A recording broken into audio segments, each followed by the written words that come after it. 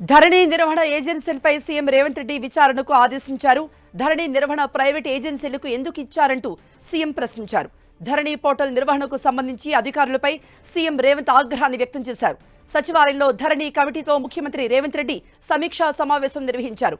Revenue శాఖ మంత్రి పొంగులేటి శ్రీనివాసరెడ్డి, ముఖ్యమంత్రి సలహాదారు వేం నరేందర్ రెడ్డి, ధరణి కమిటీ సభ్యులు, రెవెన్యూ శాఖ అధికారులు ఈ సమావేశానికి హాజరయ్యారు. ధరణిలో పెండింగ్లో ఉన్న దరఖాస్తులను వెంటనే పరిష్కరించాలంటూ ముఖ్యమంత్రి ఆదేశించారు.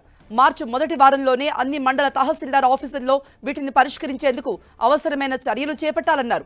ధరణి కమిటీ చేసిన సూచనలు పరిగణలో తీసుకుని పెండింగ్ దరఖాస్తుల పరిష్కారానికి అవసరమైన విధి విధానాలు రూపొందించాలని రెవెన్యూ శాఖను ఆదేశించారు. రాష్ట్ర వ్యాప్తంగా ధరణిలో పెండింగ్లో ఉన్న 2,45,000 పెండింగ్ దరఖాస్తులను మొదటి విడతగా వెంటనే పరిష్కరించేందుకున్న అవకాశాలపై సీఎం అధికారులతో చర్చించారు. రైతులను ఇబ్బందులు పెట్టకుండా వాటిని పరిష్కరించేందుకు అవసరమైన ఉత్తర్వులు జారీ చేయాలంటూ సీఎం ఆదేశించారు.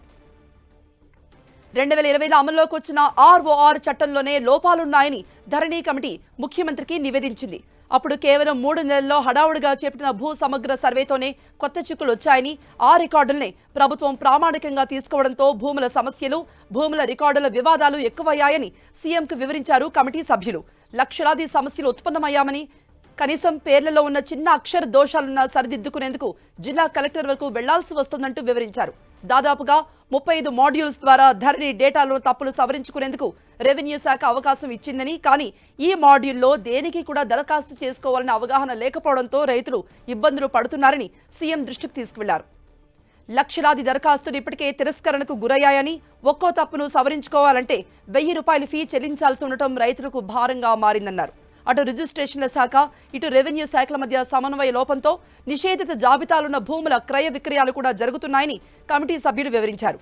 ధరణి డేటాను వ్యవసాయ శాఖ ప్రామాణికంగా తీసుకుని రైతు బంధు ఖాతాలో జమ చేయడంతో ఇప్పటికే కోట్లాది రూపాయల ప్రభుత్వ ధనం దుర్వినియోగమైందని, ఇప్పుడున్న ధరణి లోపాలను సవరించాలంటే చట్ట సవరణ చేయటం లేదా కొత్త ఆర్ఓఆర్ చట్టం చేయడం తప్ప గత్యంతరం లేదని కమిటీ సభ్యులు ముఖ్యమంత్రికి నివేదించారు.